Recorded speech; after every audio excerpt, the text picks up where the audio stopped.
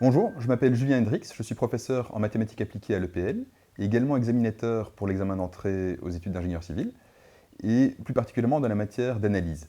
Et aujourd'hui, on va résoudre une question d'analyse et une petite question théorique. Alors, quel est le but de ce type de question? Qu'est-ce qu'on veut vérifier en voyant vos réponses? Ici, on veut voir d'une part que vous soyez capable de faire certaines manipulations simples avec des objets d'analyse, et d'autre part, que vous soyez capable de comprendre ce que c'est un théorème, comment on l'utilise et comment on en vérifie les hypothèses. Ce qui va devenir plus évident par la question. Donc lançons-nous.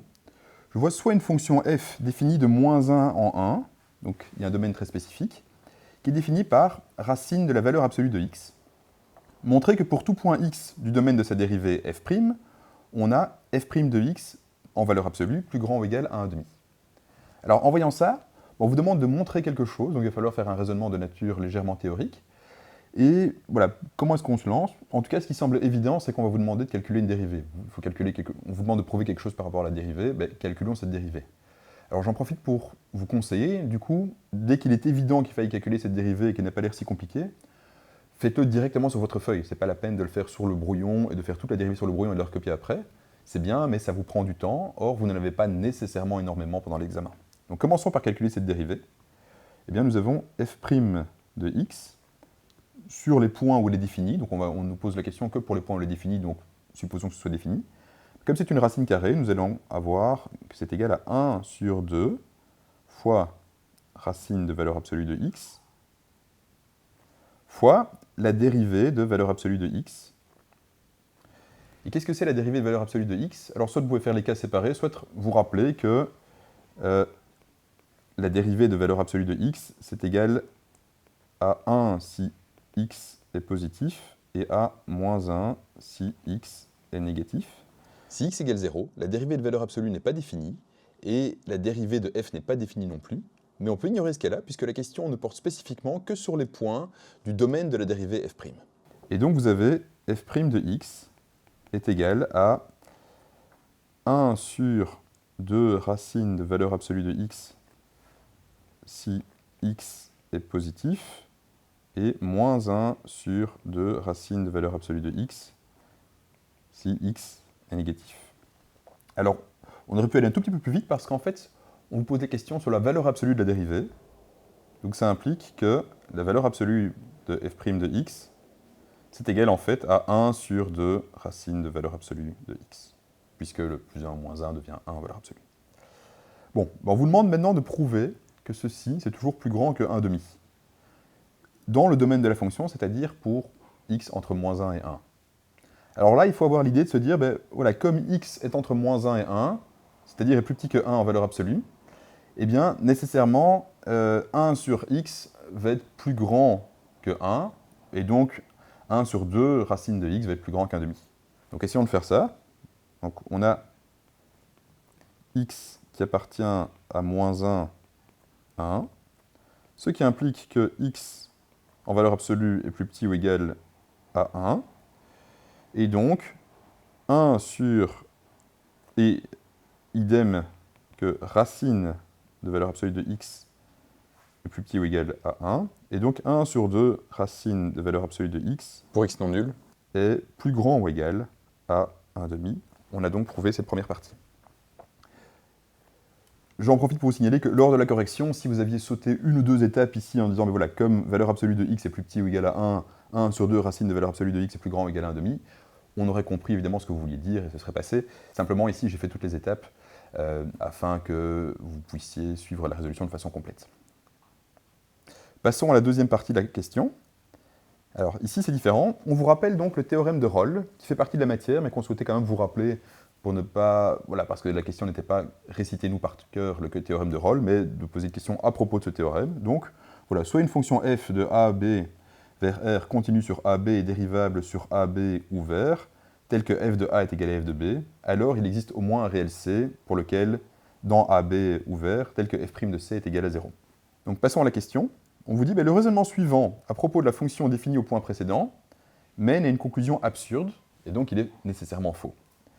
L'idée est de trouver et expliquer l'erreur. Et ça, c'est le genre de question qu'on utilise pour voir si vous êtes capable de vérifier si un raisonnement est correct, de voir sous quelles conditions on peut appliquer un théorème ou on ne peut pas appliquer ce théorème, et voir si vous comprenez les concepts que vous utilisez.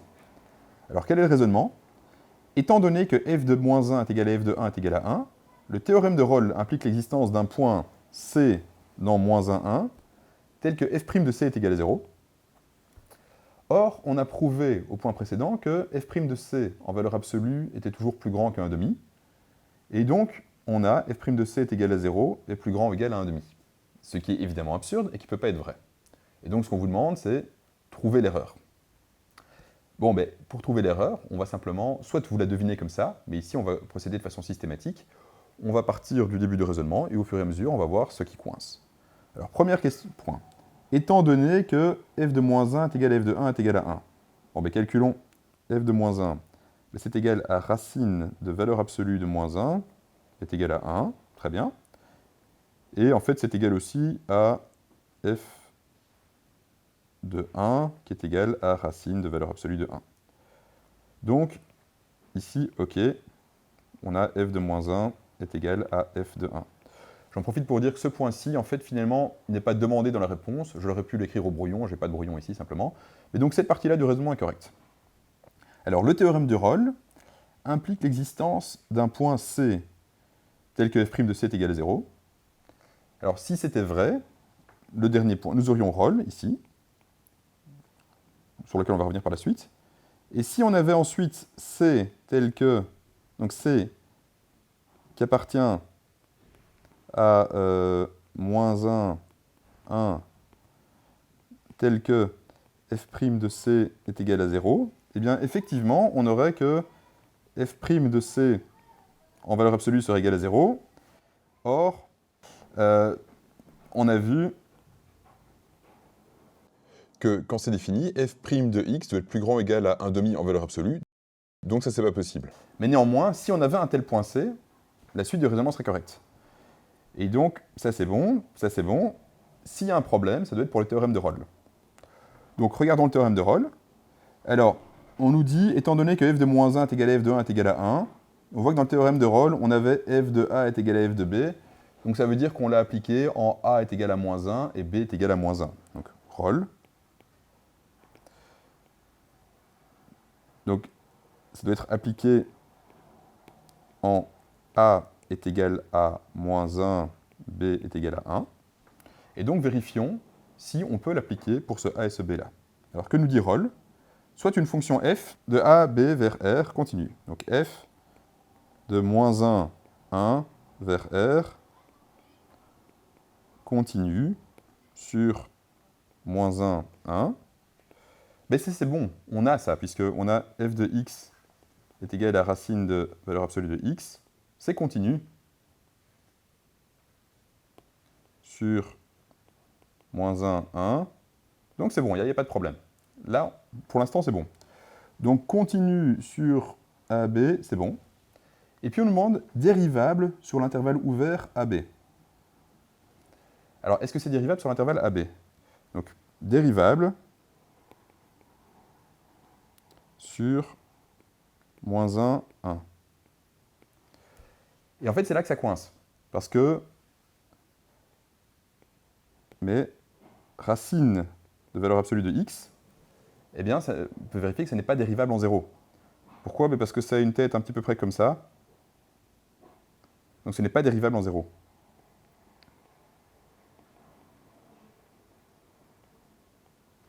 Et donc, une des hypothèses n'est pas satisfaite. Alors, c'est pas grave que c'est juste pas satisfait en un seul point qu'on n'a même pas regardé. L'hypothèse n'est pas satisfaite. Il existe un point où elle n'est pas dérivable dans l'intervalle où elle était censée l'être. On n'a pas le droit d'utiliser Rolle.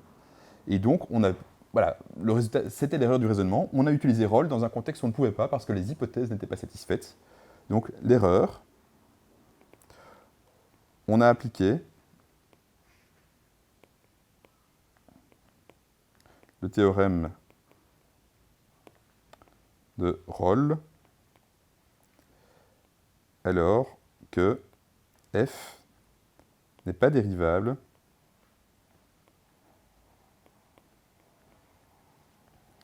sur AB, ce qu'on n'a pas le droit de faire. Voilà. Alors ici, j'ai écrit plein de choses sur la feuille. En pratique, j'aurais pu simplement écrire cette partie ici, en disant, voilà, la fonction est dérivable, est-ce qu'elle est dérivable sur entre moins 1 et 1? Ben non, parce qu'elle ne l'est pas, et donc on ne pouvait pas appliquer roll, mais j'ai fait toute l'analyse ici pour faire tout le raisonnement avec vous. Alors, de nouveau, qu'est-ce qu'on a voulu tester ici?